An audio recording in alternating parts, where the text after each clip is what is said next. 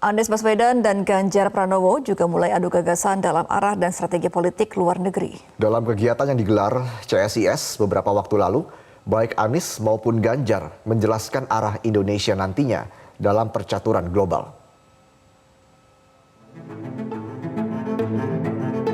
Kedua bakal calon presiden Ganjar Pranowo dan Anies Baswedan menghadiri kegiatan pidato calon presiden Republik Indonesia yang diadakan Center for Strategic and International Studies atau CSIS. Tema yang diangkat kali ini adalah terkait arah dan strategis politik luar negeri. Kedua baca pres ini pun memiliki masing-masing gagasan yang berbeda. Anies Baswedan memandang bahwa politik luar negeri Indonesia saat ini hanya berfokus pada urusan transaksional.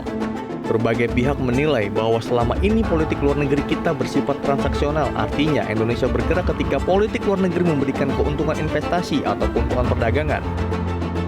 Mantan Gubernur DKI Jakarta ini menambahkan jika hal yang paling fundamental adalah terkait kesadaran kolektif bahwa warga Indonesia adalah warga dunia dan tidak memandang dunia semata-mata sebagai tempat untuk bertransaksi.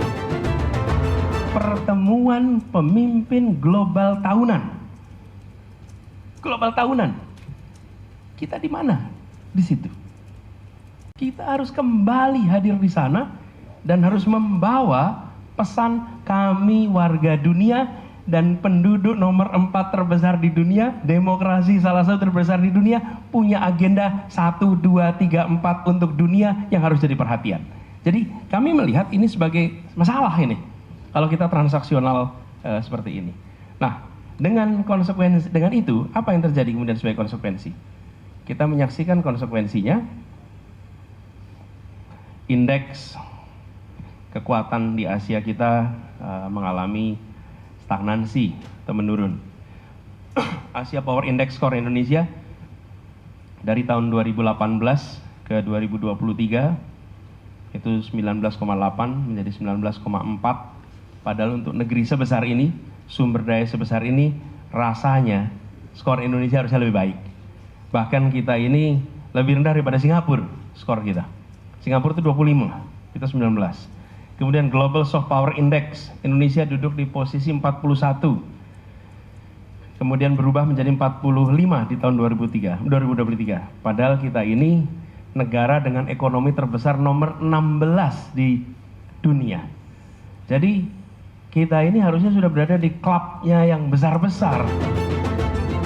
Selain itu, Anies Baswedan mengatakan untuk menjawab tantangan global, Indonesia harus mencapai kemakmuran. Pemerataan pembangunan dan aktivitas ekonomi harus merata di seluruh provinsi agar mencapai Indonesia makmur.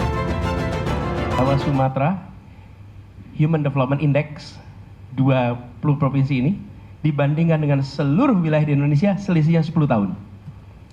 Jadi angka Human Development Index di Jawa dan Sumatera 10 tahun lalu itu sama dengan angka Human Development Index di seluruh Indonesia hari ini. Telatnya gapnya 10 tahun. Balkanisasi yang kita lihat dulu, kita lihatnya etnik, suku, agama, ras, bahasa. Underlyingnya adalah economic disparities.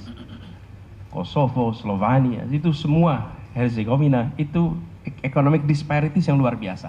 Karena itu kami melihat untuk Indonesia utuh ke depan, kita harus menjaga agar Indonesia menjadi satu kemakmuran. Itu istilah yang kami gunakan. Kapan?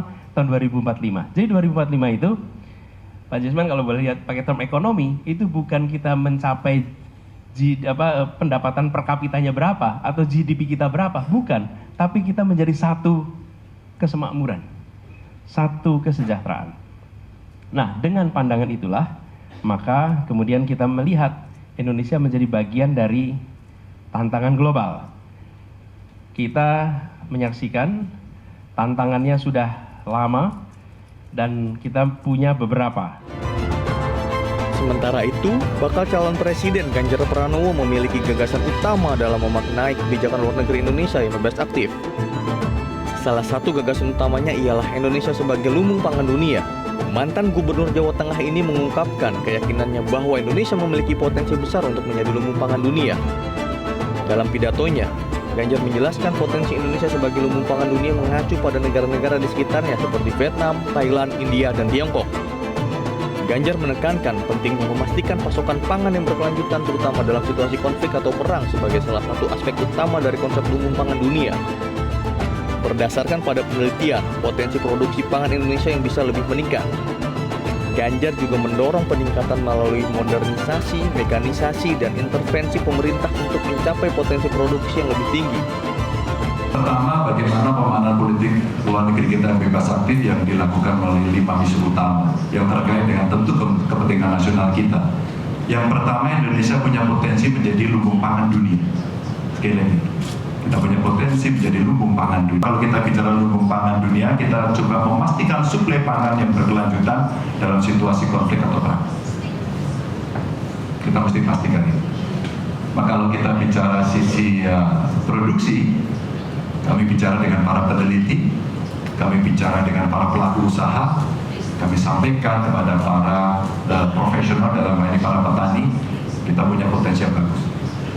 Produksi beras kita lumayan, meskipun rata-rata masih sekitar 5,9, saya kira tertinggi ton per hektar. Maka hasil risetnya sudah sampai 12. Setidaknya ada 5 gagasan yang disampaikan Ganjar terkait gagasan utama dalam memaknai kebijakan luar negeri Indonesia. Yaitu yang pertama menjadi lumbung pangan dunia, yang kedua kemandirian energi, ketiga kedaulatan maritim, keempat industrialisasi, dan kelima perlindungan WNI. Tim Liputan Metro TV.